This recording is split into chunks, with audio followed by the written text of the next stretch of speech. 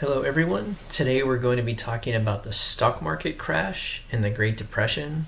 And the stock market crash occurred in 1929, and the United States went into a Great Depression for the next 10 years. So, a Great Depression is just when there's not a lot of jobs, people don't have money. This right here is actually a picture of Washington, D.C., and a lot of people lost their houses, and they simply had to they built houses out of wood. They couldn't live in apartments. They couldn't afford anything. So it's called a shanty town. We'll learn more about those later. And these are guys that are just looking for jobs. A lot of people wore signs, just stood out in the streets until they can get a job, which a lot of people did not. So today we're not going to talk about the Great Depression too much, but we're going to talk about what led to the Great Depression. And first, we're going to talk about the stock market in the 1920s. And I don't know if you guys know too much about the stock market, but the stock market is a place where people put money and hope to invest their money, which means they hope to make money.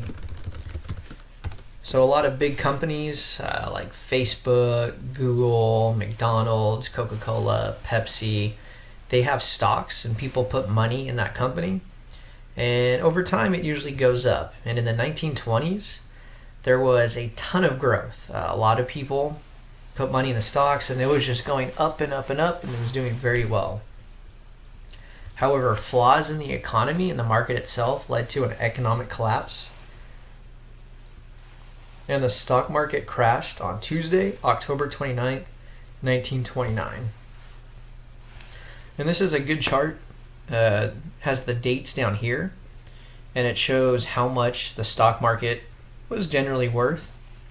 And as you can see, in 1920, the stock market was worth about almost $80, and it goes up a little bit. But look what happens in the 20s. The stock market goes up, doing very well. It's making a lot of monies, and in about 1929 it's worth about $180 for each stock, which was very, very good. But here is when the stock market crashes, and it goes down and it goes down and keeps going down, and it ends up being worth almost nothing, which is not good for the economy, because a lot of people, they put all their money in the stock market, and then it went down. So more causes of the crash, and it was business was booming, but investments were made through buying stocks on credit. So people took out loans to buy stocks. So let's say the stock market was 160. People took out a loan for $160, let's say, and then all of a sudden it crashed. It's not worth anything, but they still owe $160. So that's not good. So people took out loans to buy stocks. There was over speculation of monetary returns on investments. People thought they were going to keep making lots of money. So people thought this was just going to keep going up and up and up and up, and it was never going to stop. But it, as you can tell, it did. And there was a large number of small investors. So a lot of people just paid a little bit of money. There wasn't really millionaires putting money in. So there was panic selling of stocks led to the collapse of the stock market. So when the market crashed, everybody sold their stocks. So even if you bought it for $200, if you can sell it for $20, people were selling it for very, very cheap. People were just getting rid of their stocks left and right, which caused the price to go down. And there was an excessive expansion of credit. And lots of people took out loans. We already talked about to buy stocks, but people also took out loans to buy cars, radios, homes, refrigerators. And when the market crashed, they were not able to pay their loans. So if you don't have a job and you have a loan for a car, you're going to have to probably give your car away. It's not good because you have to pay it back. But if you don't have a job, you can't. Business failures led to bankruptcy, so lots of businesses closed. So in the 1920s, things were going very well. So a lot of people were buying let's say cars. People were buying cars. So the car companies, what they would do is they would make a ton of cars, but all of a sudden people can't buy the cars anymore. People need money to buy stuff, but if they're not buying anything, what's going to happen to the business? It's going to close. And because business is closed, millions of Americans became unemployed. And unemployed means they do not have a job. So millions of Americans did not have a job. And bank deposits were invested in the market. So that just means banks bought stocks of people's money. So a lot of you guys, I don't know how many of you, but almost everybody today, we put our money in the bank. I get paid. I don't walk around with thousands of dollars in cash. I put all my money in the bank. What happened during the Depression, though, is what the bank did with that money is they bought stocks with that money. However, as we saw over here, the stock crashed. So the banks don't have money anymore. And that caused a problem. Because when the market collapsed, banks ran out of money.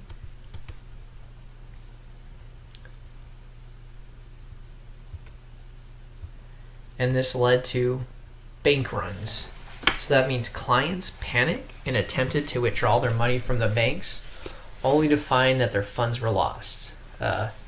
So in essence, people went to the bank to get their money, but the bank did not have their money. So let's say you have $10,000 in the bank, the stock market crashed, you go in the bank and you want to take all that money out, but the bank literally closed. They say, sorry, we don't have your money. And there were no new investments. People were no longer buying stocks. This picture right here actually is a bank run. See the bank? And there's a huge line. Everybody's waiting to get the money out of the bank, but it doesn't have it. And this was happening all over the country. So some people had hundreds of thousands of dollars in the bank, and all of a sudden they're broke. They don't have any money. So now we're going to talk about consequences of the crash. So because the stock market crashed, it signaled the beginning of the Great Depression.